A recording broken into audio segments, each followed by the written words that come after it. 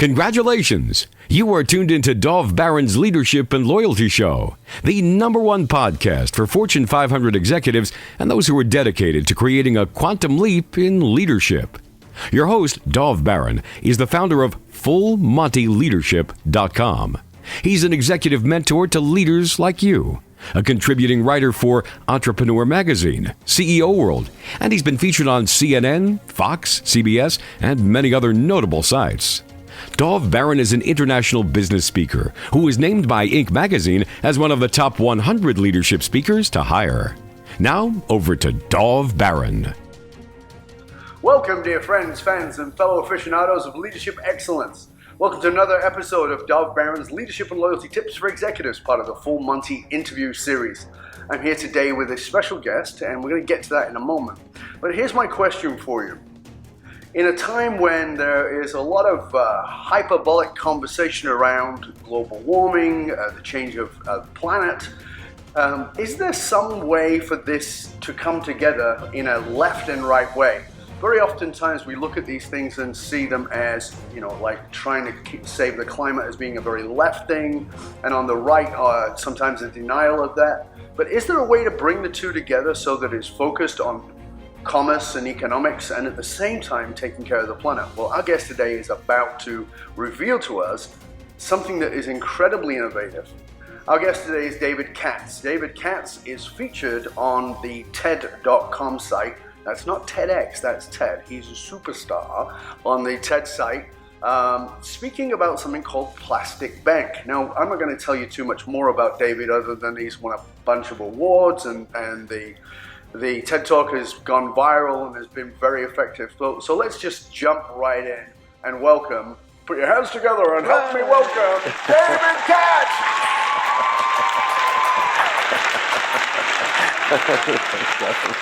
All right, so let's get into it. So one of the things you said is the last thing we should do is try to save the ocean. No. No? I say the last thing that we should do is clean the ocean. Clean the ocean, right. Yeah. So that's a pretty controversial statement, and I love it. Because, again, I talked about this. There's a lot of hyperbole around this, save the planet, there's no climate change, there is climate change. And so this comment seems to be very, okay, now we've got the Trumpers and everybody on board. Tell us. It's a controversial discussion because people are in the passion that something needs to be done. And they think that we need to go clean the ocean. I get it. And the discussion needs to truly be back to the metaphor of your kitchen sink overflowing. And if you're going to panic and want to go and clean the water that's falling over the floor, bucket, mop, plunger, well, you shouldn't be using any of those. We need to turn the tap off. And really within the organization, our entire focus is to be a root cause solution that prohibits the flow of plastic from entering the ocean to begin with. So we are symptom focused rather than cause. Correct. It's urgent or important. Right. And the entire world is showing up in some urgency where we need to be focused on the important. But at the same time, it does appear to be both. very urgent. It's very urgent and very important. That's the quadrant that we're all operating in. Right, because the latest statistic says that we have something like 40 years or something left as we record this before we are beyond any change. I can also remember that being said a while ago. So what do you think? What do I think about that? Well, I think that we're beyond the opportunity for change already. Okay, so tell us about that. The conversation is just arising today. After 60 years of continuous plastic production, the plastic production has almost been rising on an exponential scale and almost rising exponentially still. Yeah. Even with all of the conversation that's been occurring over the last few years, do we really see a lot of organizations in deep action, in deep change? No. Right. Not at all. Not enough is being done fast enough, soon enough to avert the catastrophe. Now, I don't care what you think about carbon in the environment, global warming. You can't see it. It's a bit esoteric for people. Some people think, oh no, carbon's for trees, it's good. I don't care. You can't deny what's occurring in the bellies of birds and turtles and whales and this mass extinction that we're experiencing. Fastest rate of extinction ever. Yeah. Now, I'm touched by the knowing that every bird that we see that's belly has been filled with plastic, this decomposing corpse of birds and whales, be aware that the plastic will far outlive the decomposing corpse of the animal and be free to murder again. That's a good point. So it can murder twice. It can continue to murder, just like drift netting that continues to murder as it drifts. Right. It's a catastrophe that we need to rise into action now. Now, as an organization, we have to be a sales organization. We have to enroll corporations from around the world to use the material that we collect. Let's take a step back for everyone. Sure. We've built the world's largest chain of storage for the poor. Right. So I want people to grasp that for a minute, because rather than the cleaning of an ocean or the thinking about it as cleaning the oceans, and there is a plastic island, and we all know that in the Pacific, and it's massive, and there's plastic everywhere. But your approach is very economic. And this is one of the things that I was very drawn to, was that this is, one of my crusades, if you will, is because I was deeply guilty of it and have been the victim of it, which is shame. I don't think shame works. I've been shamed and I've shamed others, and it's horrible. No. And along with, I think that one of the things that removes shame is empathy, compassion, and dignity. And your business model is around dignity for people who don't normally get dignity. And that's the tie-in to money, dignity, and making a difference in the planet. And I just love that. So tell us more about the bank. You opened with left and right. And our model ultimately is one that unites humanity. No matter what you're thinking, there's a benefit for everyone. The beauty in an ecosystem is that it is absolutely win, win, win, win. Win. Even the plastic wins, it becomes new again. Right. Everything wins. Everyone benefits from what we create. And this chain of stores, this chain of bank branches for the poor, allow the world to use plastic like money. That's what we've done. We've monetized waste. We're United Nations awarded for the initiative that we've created a economic model using plastic garbage as the input. Deposit plastic garbage at a bank branch, withdraw cash, or use your digital wallet to buy the things you or your children need the most. We provide dignity into those areas that have no opportunity. I mean, the traditional model of the benevolence, this nonprofit world that has been giving handouts to the world, removes dignity. Absolutely. We take people from their knees to their back in that model, or from their back to their knees rather. And we take people from their back to their feet. Yeah. And we create an unlimited income opportunity for the world to go and collect volumes of material and use that as money.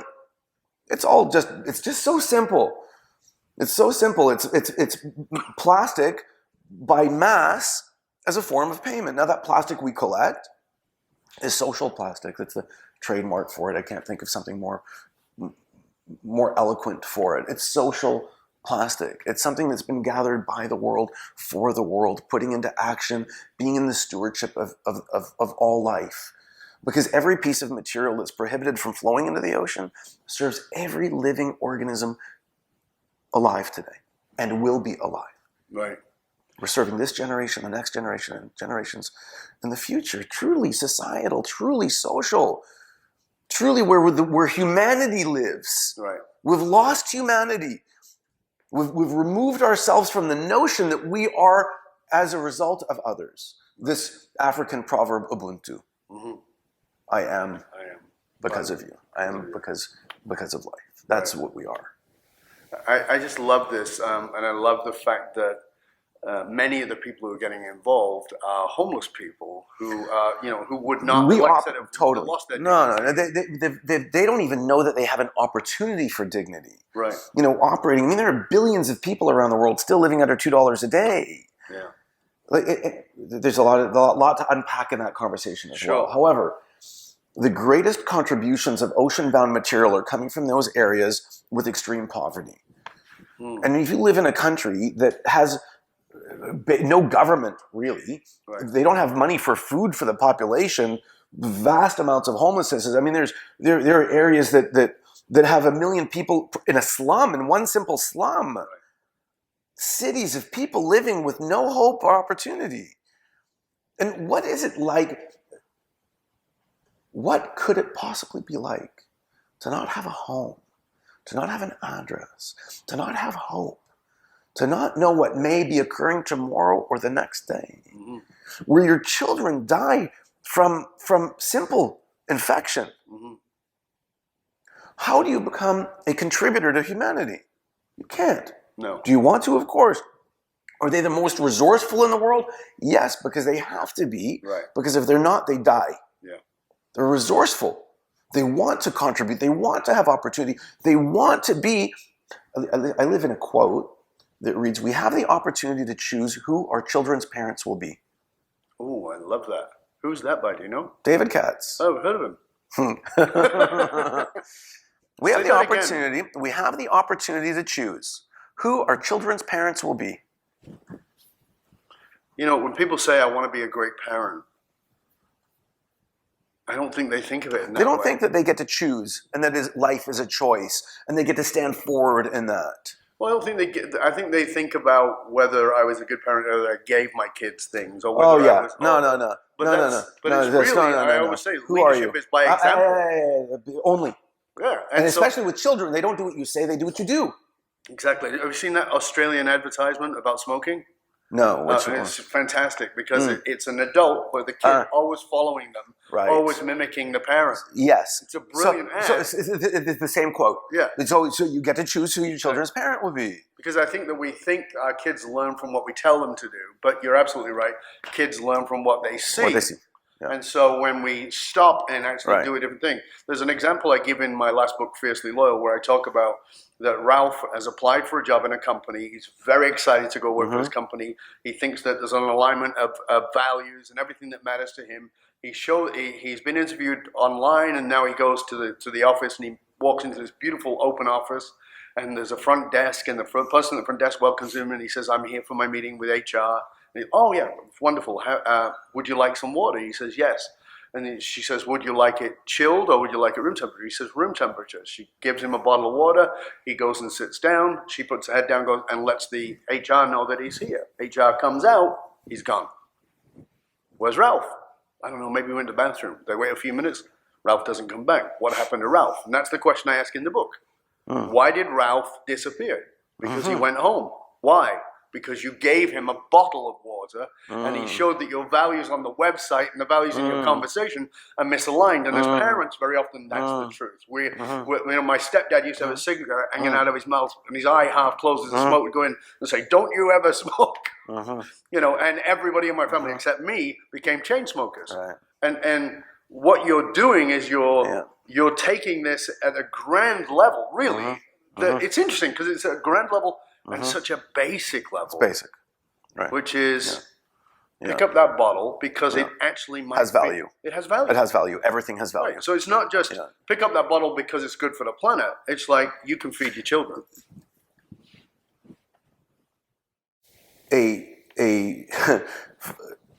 I'm a very solid high school student. That was really my education. And Well, you're ahead of me. right? So, and I read a book a week. And I am here today because I mastered sales. I took the time to immerse myself in the fundamental skill of business. And in the many turning points that I experienced, one came in the knowing that a man convinced against his will is of the same opinion still. And it applies in life. Right. I mean, just go to Facebook and you can see how many people are trying to argue people into a different position. It does not work. No. You can't convince someone to recycle if it's not in them. You can't convince anyone to do anything. No. They'll be of the same opinion still. Sure. But if I can give someone an opportunity to see what's in it for them, Yes. everyone's favorite radio station, WIIFM, right? What's in it for me? Yeah. And so, now it's enlivening. And now when I give them a smattering of entrepreneurial training about how to increase their volumes, to give them the spark that it's an unlimited opportunity if they get creative and create a route or create ways to collect material en masse, that their life is now unlimited, well, that's just a different paradigm. Absolutely. I've had some beautiful experiences. The first ones are always the ones that we stay with us. And we also operate cooperative models. So there's many ways that we come to market. One of them is as well as cooperative, when we take individual collectors who've been collecting perhaps for years, and we bring them together under a set of bylaws. We appoint a president and a council, and we organize them so that they feel like they're not alone anymore. And because we bring them all together, it allows us to remove the middlemen. Right. And when we remove the middlemen, often it's a doubling of their income. Wow. Doubling. And then in a cooperative model, they have some security in case they're sick or something happens. They still make an income. They share the income. That's a cooperative. We give them power together in communities. See, where the core value of the organization is to gather together. We gather the world together. We gather organizations together then to gather the material. We need to be the conduit for collection. Right. That's ultimately what we do. Now, in the cooperative model, one of our collectors in Haiti was with a tear in his eye when I asked him how are things going? How is everything working? And he says with a tear in his eye, he can now see his children going to university. Wow. He had elementary age children. We gave him time perspective. We went from today, tomorrow, to 20 years. We ended poverty in that man, forever. Amazing. He was able to now see an opportunity for the future that he had power in himself to affect change. That would have seemed impossible. It's impossible. It was not even in his realm of thinking. No. We ended poverty. That was enough for me. Sure. I've done why I'm here. And now I get to continue doing that. That's absolutely awesome. Just beautiful. We have a new cooperative in Naga City in the Philippines. 176, almost all women, that we brought together in a cooperative, doubled their income overnight. And because we also incent, so we really try to be the Candy Crush and network marketing of recycling to give incentive, like, oh, we level up people. There's all kinds of prizes and things. And in the first month of the cooperative, not only did they double their volume, they doubled their income. So that's a couple 100% increase. And we had 30 people, because of their volumes, were rewarded smartphones. Wow. Women who had never even had a phone before. We were there for a ceremony, awarded the smartphones, went back the next day. Many of them, using the very smartphone we gave them, were taking pictures of me because they wanted a Facebook profile. We went from no phone to Facebook overnight. We took someone who was alone and gave them the world. Right. So that was something you brought up, and I was going to say something a few minutes earlier, because we now know that loneliness is the new smoking. Yeah. We know that people are dying because of loneliness. Yes. And people don't understand what that really is. I've done videos on it around suicide awareness with Anthony Bourdain. And I said, this is the problem with a social media society. We're all out there and everybody, and we say, I've got 5,000 followers, which is the max on Facebook, and I've got hundreds of thousands of people following me all over the place, and yet people are deeply lonely. Deeply alone. Deeply unseen. Yeah. Because they don't feel unseen. And doing anything, for me, let's just take Plastic Bank and all the amazing things you're doing aside, and just look at it from what you talked about, this cooperative, creating a community of people who can say, I totally. see you in me, you see me in you. And It's beautiful. I have so many beautiful stories. Everything that we do is beauty. It's love. We gather the world together. It's the core value of the organization. We know that that's what we need to be doing at first. Gather the world together in a way that we then get to prohibit the flow of plastic from entering the ocean. We can go and collect it. We need to do habitat restoration. There's all kinds of things together. But gather the world together. And then love. But love the verb. The action. Most people believe that it's a state, that I feel love. No, to love someone is to do for them. Yes. What do we do for people? Love people. And often it's to create an environment where people get to love others. I was invited to the Vatican for the work we do. We have another program within congregation, within spirituality, that encourages parishioners to not just bring offering on Sunday, but to bring the recycling as well. To put the entire community in the action and service of others, to see them. Fabulous. one of the beautiful lessons I took away from the Vatican, of many, and I live a very spiritual life,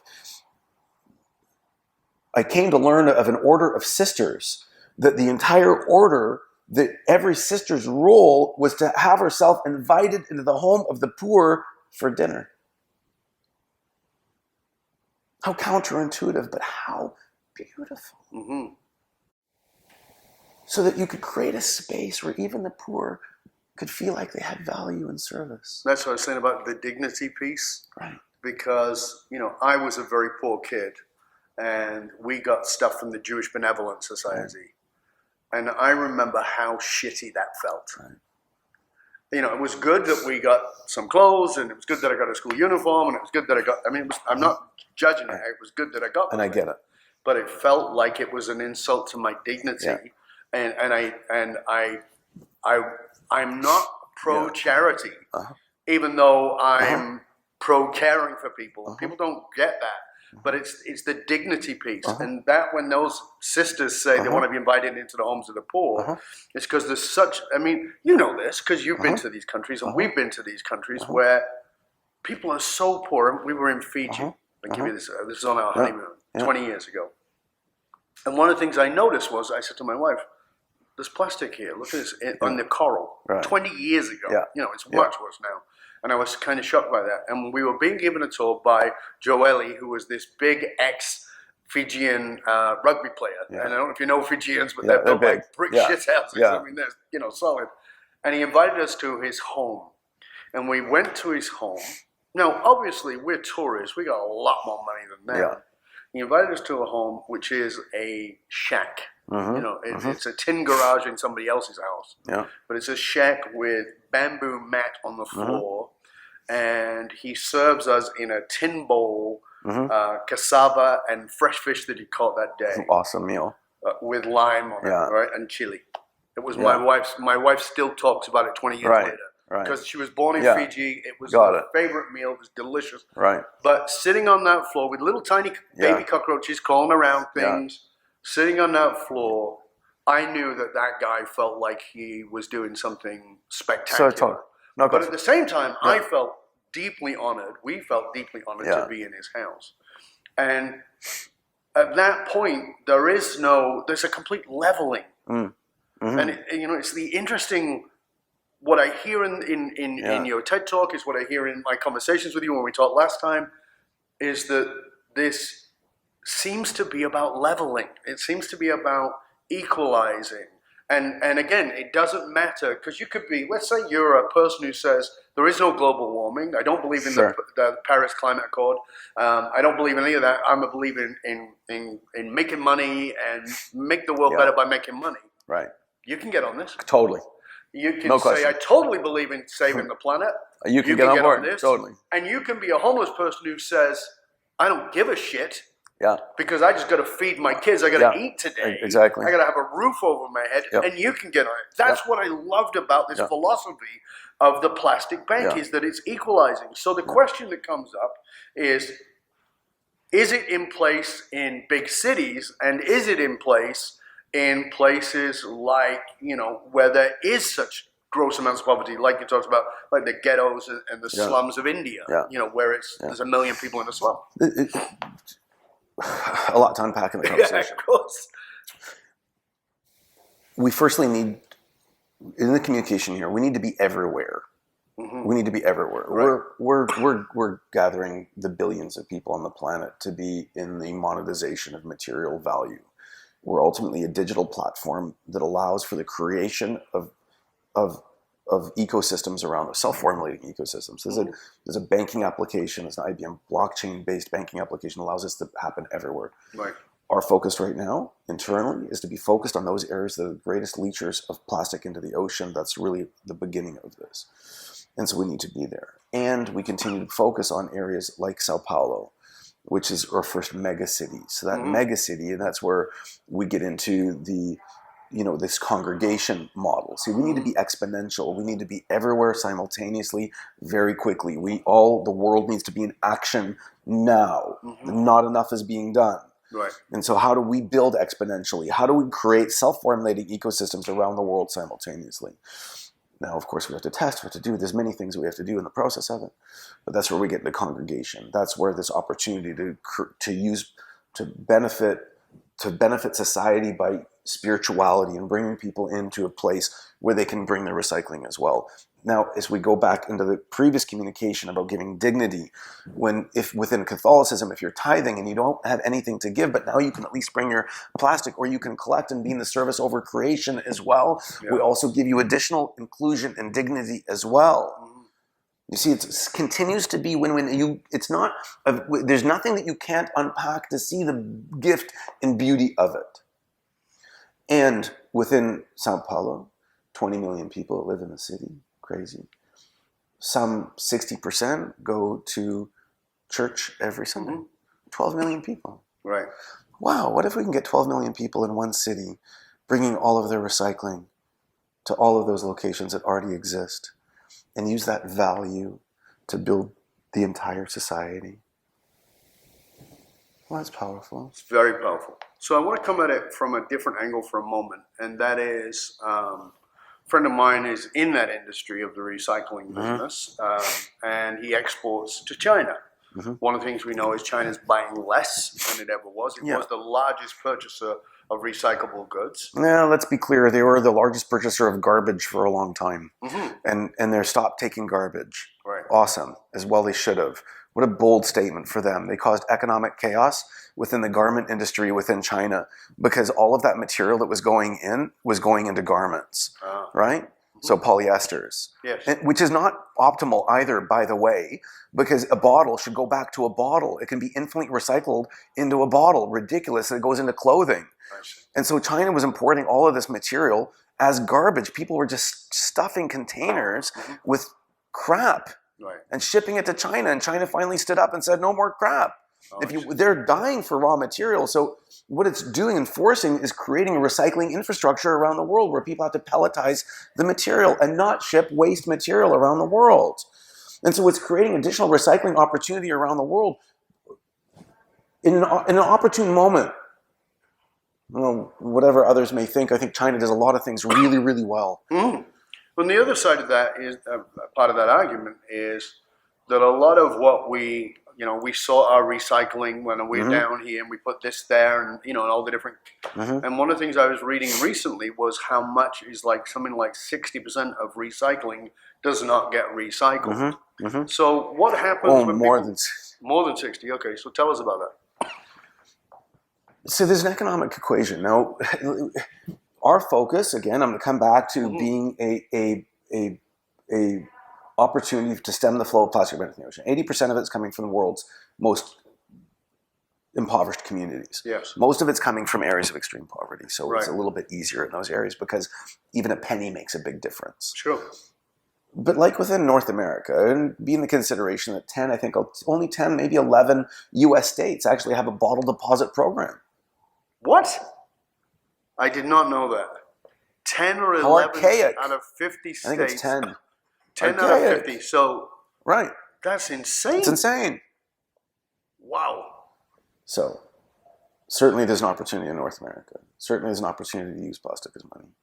But that penny that we then get to distribute within the areas of the world's most impoverished communities makes a big difference. So the economic equation is it's super simple. Yeah. But when we look at it, think of the recycling that is occurring in Vancouver when we have to send out a $300,000 garbage truck. And it's with a couple of union guys, and they're picking up all the material and all of the fuel, and then they've got to go back to some big facility, and it's tens of millions of dollars. The economic equation becomes very thin. Exactly. Or non-existent. And that's part of what is occurring, because all material is recyclable. All the non-rigids, all of your bags, that's highly recyclable. High demand. Right. But when you've got to send out a truck to go pick up, a kilo of material is, so it's not an economic equation in North American societies yet. And so we would anticipate, we hope that will change through a virgin tax. I support a virgin tax structure that provides an incentive for the use of recycled material. And that could help. I mean, there's many things that the government could be doing as well. There's many things that corporations could be doing as well. But right now, it's not an economic equation. It does not have an economic equation to incent the collection of lower value materials. It's all recyclable. Polystyrene is recyclable. It's all recyclable. And the world has all of the technology today to eliminate all the problems. All of it. Through pyrolysis and other ways to take and convert through pressure and heat all materials back into fuel. That's all. It's all available. Right. It's the economic equation. That's the challenge. Well, and this is where I become disgusted a little bit. I become disgusted that we're letting the beauty of nature die because we want another dollar, and that shareholder return is driving this. And I think that the traditional capitalist system that we're in is perverse, and it needs to change.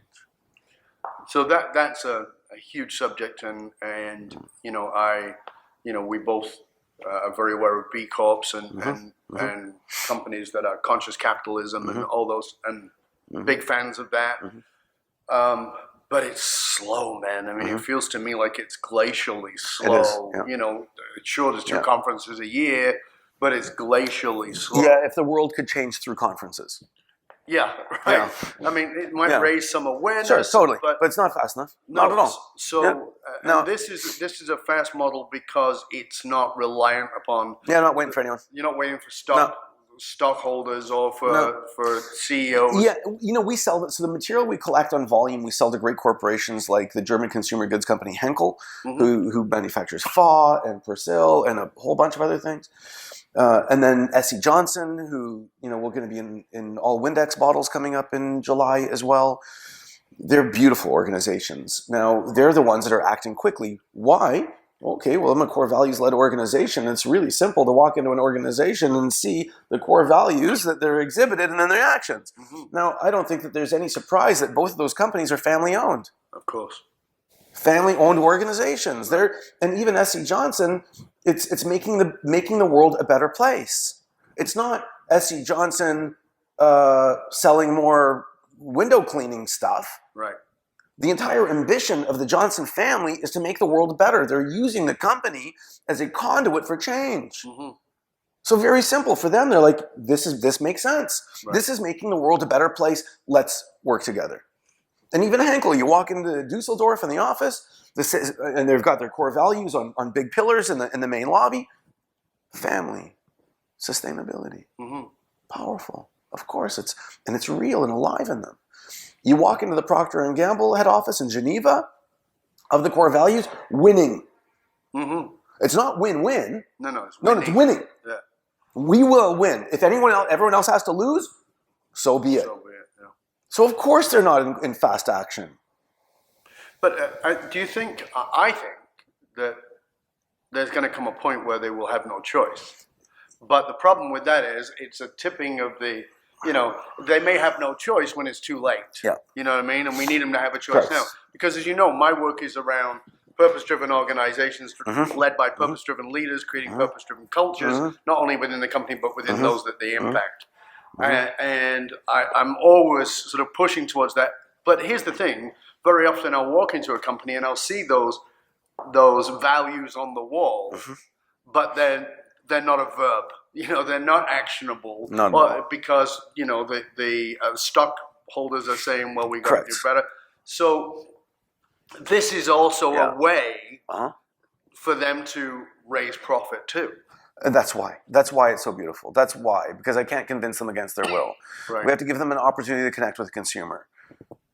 So tell us, this is, because now we get to the important part here. So how did this start for you? Because you're a business guy. Let's just tell us a little bit of your business background so that those people who are watching, who are listening go, this is some lefty guy who came up with this recycling idea. But you've got a massive background in entrepreneurial business. Yeah, never had a job.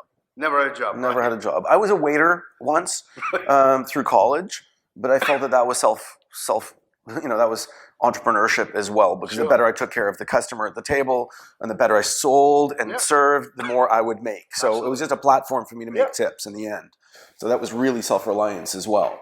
And I've had a great journey through entrepreneurship, and I've been in the continuous and progressive learning that I am powerful to overcome, and that nothing is an obstruction, it's an instruction.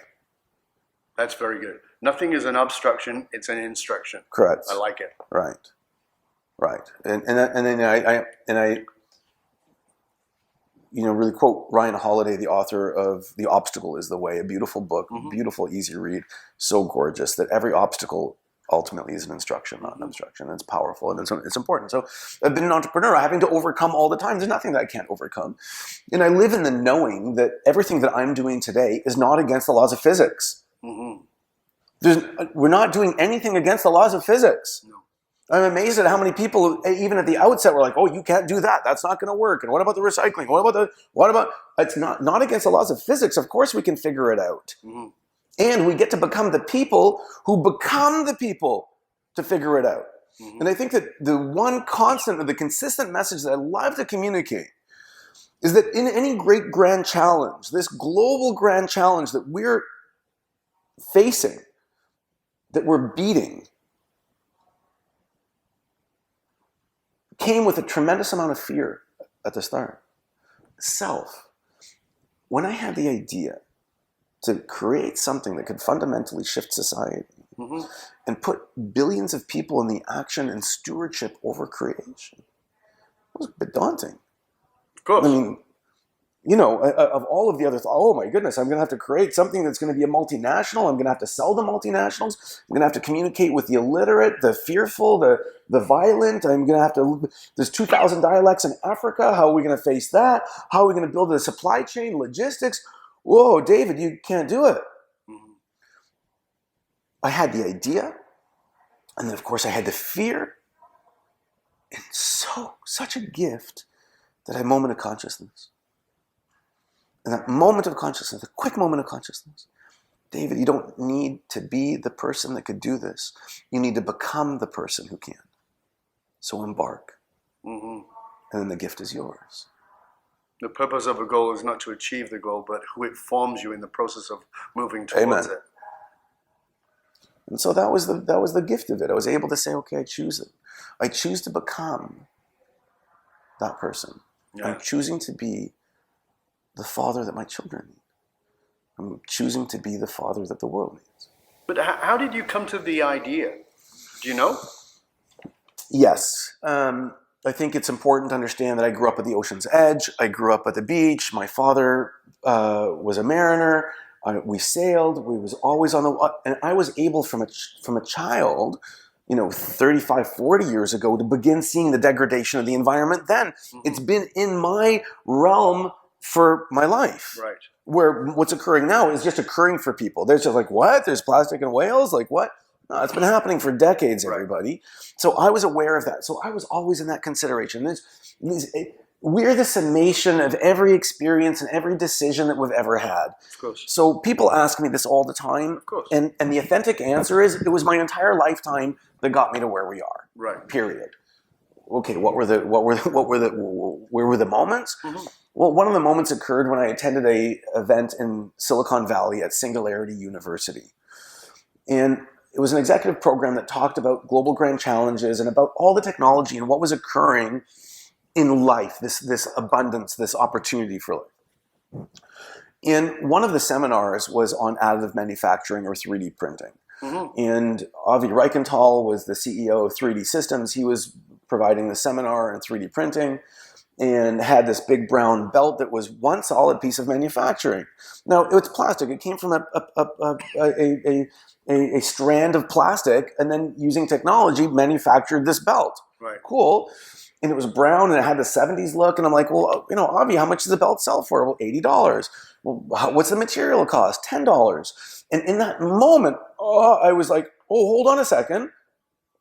The only thing that determined that margin was the shape of the plastic, not the plastic itself. Right. And inside of that was the origin of the idea. It was not maybe changing the way that the plastic was shaped, but the way we would shape our opinion of the plastic. If we could change the way we viewed the material, maybe that could be the origin. If we looked at it now as money instead of just plastic, that could be an opportunity. So it was about an internal what it elicited was the opportunity to create a fundamental internal shift in humanity that we would now look at things as valuable. I ask everyone, if every bottle or every piece of packaging was $5 US, how many would we see in bins and in the environment? That's a very good point. None. No. None. Everyone would go and clamor for them. It's $5. I would go across the street for $5. Sure. So it's not the plastic, it's us. Right. It's the way we view it. Right. It's nothing to do with the material. Everyone wants to blame the plastic. Stop it. Stop it. It's not the plastic, it's you. Right. It's what we're doing. It's what you're not doing. What it's you're not doing. It's careless. We don't care for society. We've lost this connection to humanity. That we are connected to the great. But that's the thing, isn't it? I think that we are so often lacking in the understanding that we are interwoven as a society. And when I say society, I'm not talking about your local society, I'm talking about global society, that we are interwoven. And it's very easy egoically to feel separate from, and that it's about me or about those that are in my immediate environment, my family, without realizing the impact. And I love the quantum physics quote about the butterfly, chaos theory. Sure. The butterfly flaps its wings in Brazil, and there's a tsunami in Japan. Right. But in many ways, that is so true with every single action we do. And that's what's lovely about this is somebody says, well, I hate doing recycling. I'm lazy. Okay, cool. But what if you had somebody who would come and get it from you? Totally. Yeah, and you could, that would be your charity. Totally. Of course, our whole role is to make it easy for everyone. Now, I want to backtrack a little bit. Now, you were in a hut in Fiji, and I think it's important for everyone to understand powerfully that the lack of material wealth and poverty are two different things. Okay, two fundamental different. Tell us about that. Fundamentally different. A lack of material things is not poverty. No. At all. Not at all. No, you're rich. I mean, that guy was rich. He's like, whoa, I got a fresh squeezed lime on the fish, and I caught the fish. I have everything that I could possibly need. And perhaps that person doesn't suffer from the pervasive, unconscious flood, the sickness that is impacting society about them thinking that they're not enough or good enough or have enough because they don't yet have a car or don't have something else, or that they feel poor because of it, that they're not whole. Which is what's leading us to everything.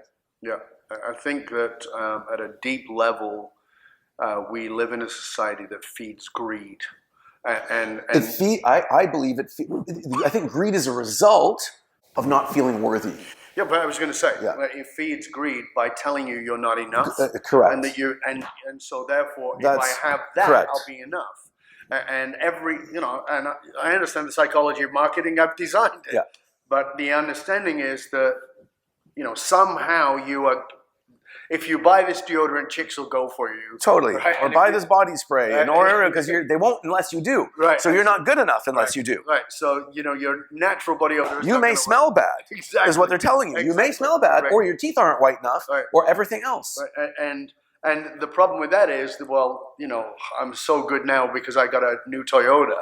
Well, you're not really good enough, because what you really need is you need a Porsche, right? So, okay, now I've got a Porsche. Well, that's nice, and but on you and on. don't have a Lamborghini. And on and on. And it never ends. And we can trace the origin back to the end of the Second World War. And I reference another beautiful book, What's Mine Is Yours, about the sharing economy, and goes back into goes back to the agency that began the conversation that you need to buy more because that's what will get us out of the depression from the war and everything else. And that's what we need to do. And now we went from single-story homes to double-story homes to homes with carports to homes with garages because of all of the stuff that we were made to buy. And now we've got all these mega storage facilities around with stuff. We've got so much stuff that we actually export our stuff and pay to have our stuff just in storage in other places. What's his name? The comedian, who died. Carlson. Right. Yeah. We travel with stuff. I get a little stuff. And the whole thing around stuff is great. Right. You fill your house with stuff, and then you take a little bit of your stuff. So you put some stuff in one of your stuff, which is totally. And you take it to another country where you buy more stuff, and you bring it back and put it. I mean, I read some stats around in some point in 1960 something, there were no storage facilities in the United States. Yeah, right. And now the amount Totally. of land space For storage. for For stuff. insane, right? It's insane. Yeah. Because we don't think we're enough. We don't think we're good enough. Mm-hmm. We think we look bad, or we want to look good or not look bad. Yeah. And all of the other sicknesses that are prevailing and the unconsciousness. Right. Totally.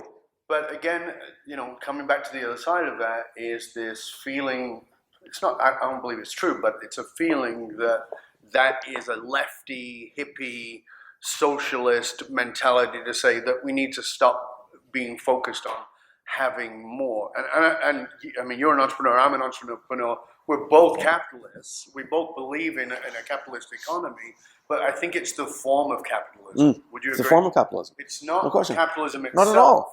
No, I love business. Form. I love creating. We're inventors. We need to be continuing to invent and create. Beautiful. But we can regenerate simultaneously. Mm-hmm. And I can create value for everyone in the supply chain simultaneously. And if we can really be in the consideration of it, the more value that we create, the more we benefit from. Profit comes as a result of building value for others. Right. So if I can build value for everyone, I'm making more as well. Yeah, it's not a zero-sum game. No. That's just the easy way. Right. So I think you've already said it, but I'm going to ask you because I want people to hear it specifically as what it is. What is your purpose? My purpose right now is to bring consciousness and to bring an awakening to society and to bring awakening to people where they can know and see themselves as being whole and complete so they can be in a place of invention for the world. So what do you see as the greatest opposition to that? Well, people are unconscious, of course, and the ego mind and the psyche that keeps them from being able to understand that they're enough. The ego mind and psyche keeps appearing and giving them goals. So one of the, I just turned 50 and I have a lot of these crazy reflections. I love 50. I love who I am. I love who I've become.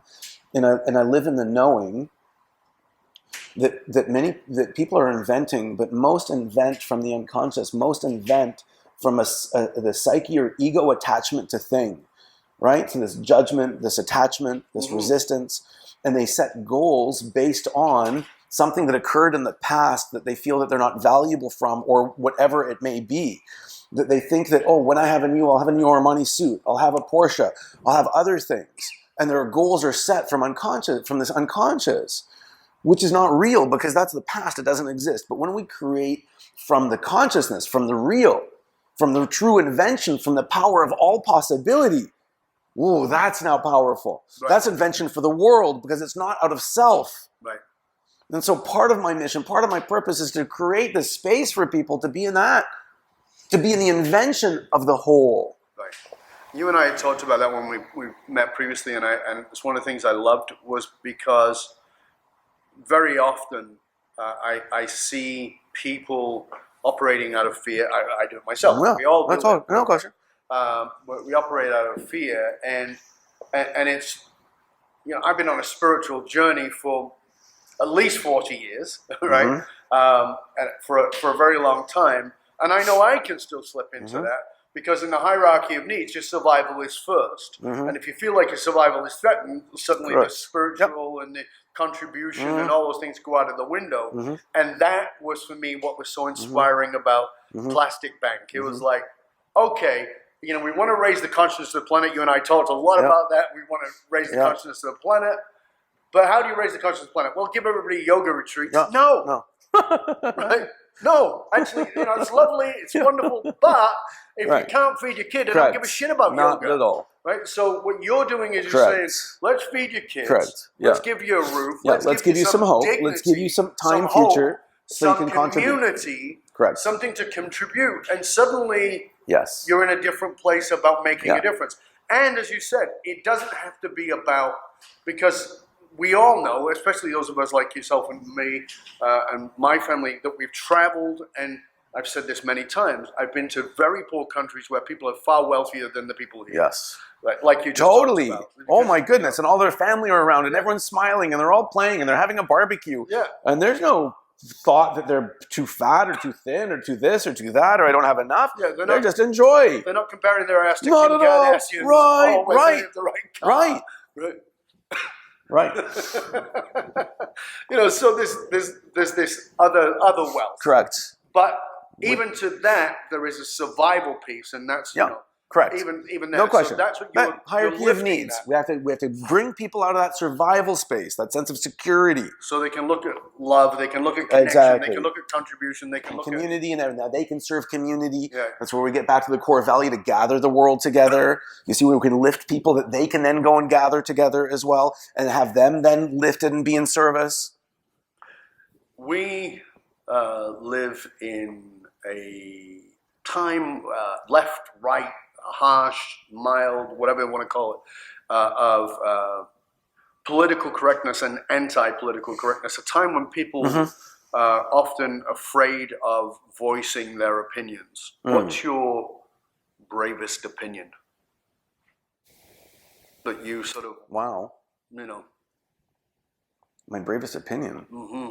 I take a moment for that because I don't think any of it's brave. Like, I'm not afraid to say anything. Like, none of it is brave anymore. It's just as it is, and it's just as I see life. So it doesn't need to be brave, because brave would be a thought that that I may not be valued, or someone may challenge me, or that it might threaten my sense of self. That's to be brave.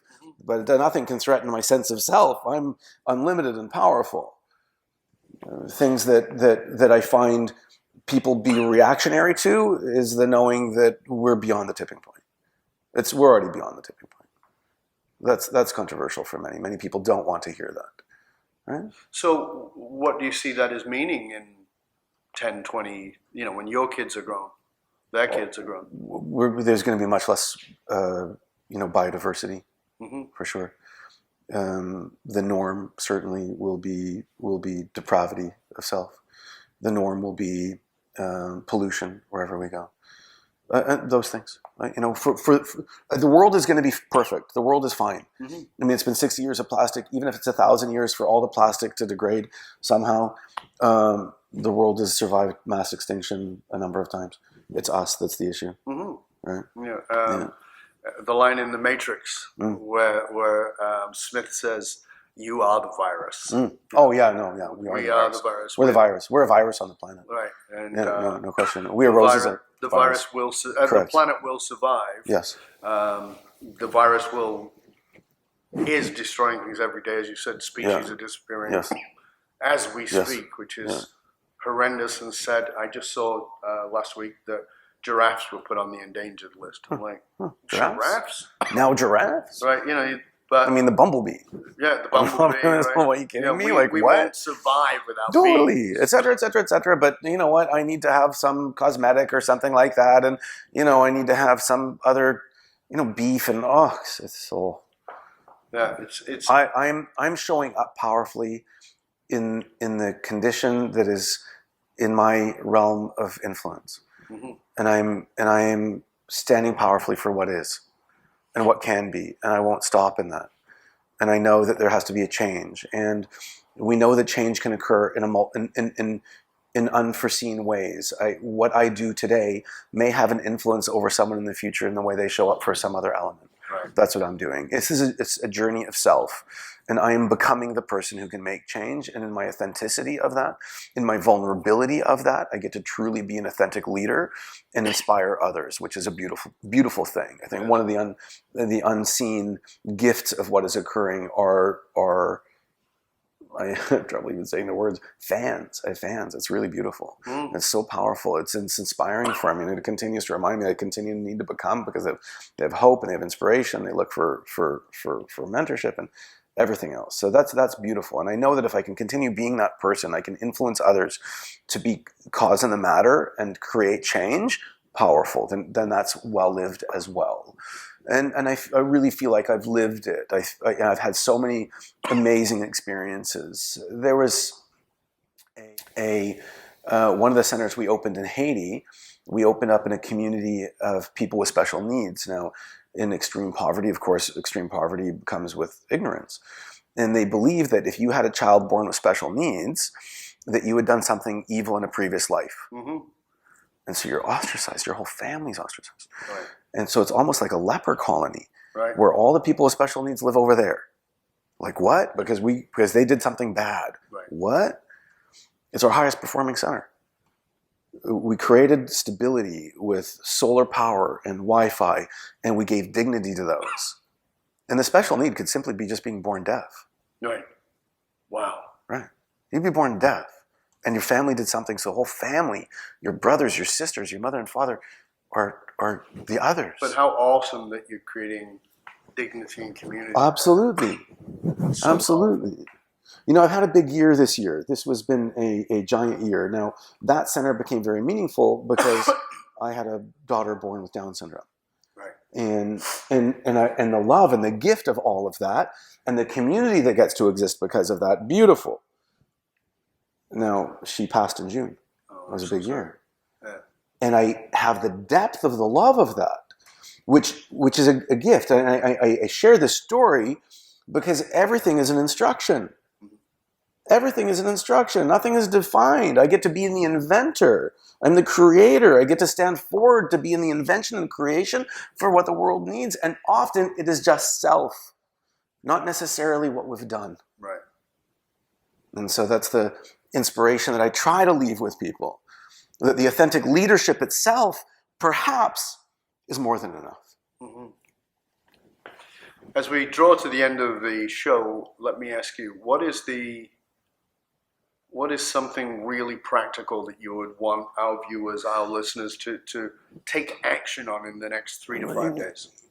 Dove, every time you buy something, you're voting for something. Don't ever forget that.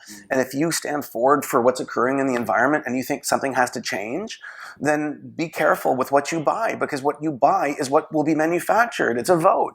It's saying, yes, I vote for you to keep making this. Mm-hmm. And if you continue going to places that have excessive packaging and degradation, then that's what they're going to continue producing. So be careful. Well, okay, so that brings me to Amazon. You Be buy careful. anything off Amazon. You buy anything off Amazon. I mean, I'm constantly amazed. If we buy something from Amazon, it comes in a box that's this big.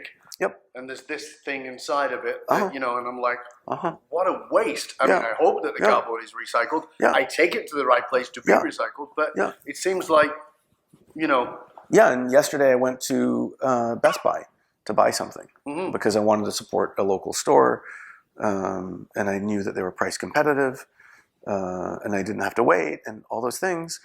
And it's not necessarily about saving $1 sometimes. Mm-hmm. So what is the whole? The bigger picture. Yeah. So be aware of that. Absolutely. Right? You really are a butterfly, and it has an impact in society. I've said for as long as I can remember, you vote with your dollars. The most Amen. powerful vote you actually have.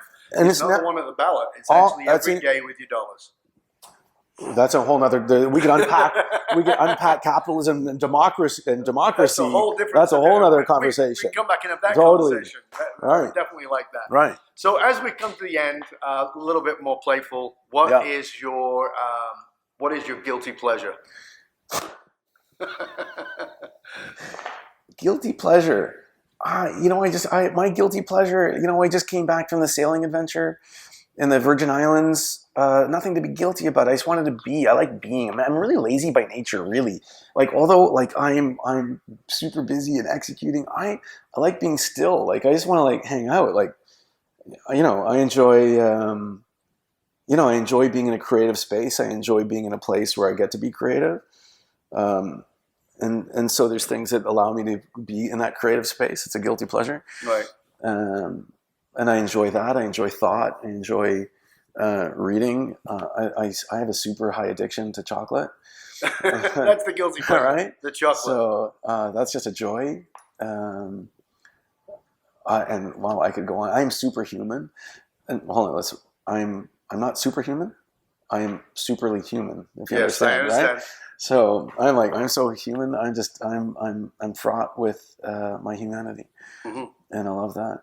I love red wine, Pinot Noir, and I don't know many other things, but cool. Guilty pleasure. I'm not sure how to answer that necessarily. That's a great answer. Please tell our viewers, our listeners, where they can find out more about you, about what it is you do. Plasticbank.com, critically important. Go to TED.com, search for just David Katz. That's one of I think the most highly viewed TED on the ocean and in plastic. That's KATZ. KTZ, yeah. Yeah, thank you for that. And plasticbank.com. And there's so many ways for people to contribute. There's a plastic neutrality opportunity where you can stand forward to extract more material than you produce. It's very, very inexpensive. You know, the average consumption per adult, you know, it's very inexpensive. It's pennies to remove the plastic you produce that may be going to a landfill from the environment. So we you know, hope that people do that as well. And support and share and be a part of the movement, which is so important. So, you know, one of the things I was able to do in the last couple of years is there was a gentleman who reached out to me through Facebook, interestingly enough, who was had gone through mental illness, had been homeless, and had also had some other health issues. He's actually started a movement and has created a massive following. If somebody who is potentially homeless, for some way, somehow, and the only reason I say it is because of what Daniel did, right? He reached out to me because he had seen my podcast.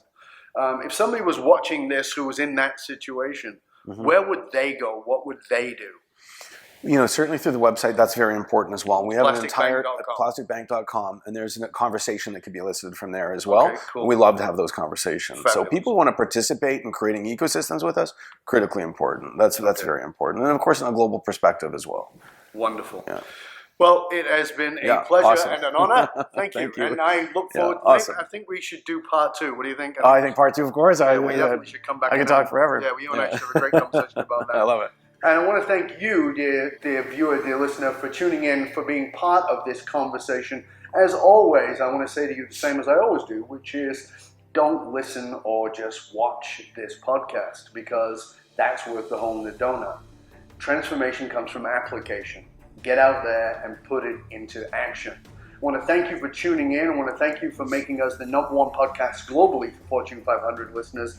We're grateful to you for sharing the show with everybody you know, and because of that, Inc. made us the #1 podcast in the world for to make you a better leader. And you can also find us now on traditional radio stations across the United States every Monday and Thursday. Where you can also find us on Roku TV, on Binge TV, on SmartFM TV. Just look for my name, Dov, D-O-V, Barron. So you can find us there, and you can also find out more about me and what it is that I do, Dov Barron. You can find out at fullmontyleadership.com. I'm grateful to you for tuning in, and I'm grateful to you for sharing the show with everybody you know. Please continue to do that. We are here to raise consciousness, to make more conscious leaders. And as always, I'm Dov Barron, and I am here to assist you in tapping into your purpose so you can have greater impact in your leadership, in your impact in everything that you do, just to be more heart, soul centered. Because listen, if we become purpose-driven as human beings, become purpose-driven as organizations and as leaders, and we talked about in this show, leadership is by example, and it is relationship. So let's look to each other to be better. Let's lift each other up to be better. Till next time, this is Dov Barron saying, stay curious, my friend. Stay curious about how you can be part of this amazing community. I'm out.